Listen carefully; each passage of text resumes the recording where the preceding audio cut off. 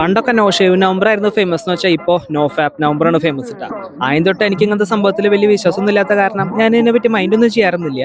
എന്താ കാരണം എന്ന് വെച്ചിട്ടുണ്ടെങ്കിൽ എനിക്ക് ദിവസത്തിൽ ഒരു 2-3 വട്ടം ഷേവ് ചെയ്തില്ലെങ്കിൽ ഒരു സമാധാനമാവില്ല. അല്ല, 2-3 ആഴ്ച കൂടുമ്പോൾ ഒരു പ്രാവശ്യം ഷേവ് ചെയ്തില്ലെങ്കിൽ എനിക്കൊരു സമാധാനമാവില്ല.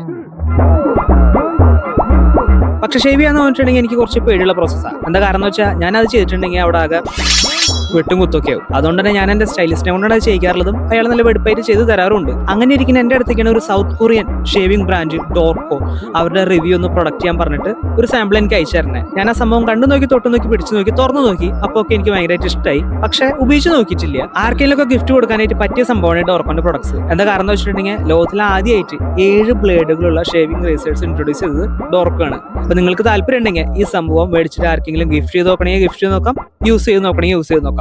എന്നിട്ട് ഈ റിവ്യൂവിനെ കുറിച്ചിട്ടുള്ള ഒരു പ്രൊഡക്റ്റ് എൻ്റെ അടുത്ത് പറഞ്ഞോളൂ കേട്ടോ. അപ്പൊ എല്ലാവർക്കും ഹാപ്പി ഷേവിംഗ്.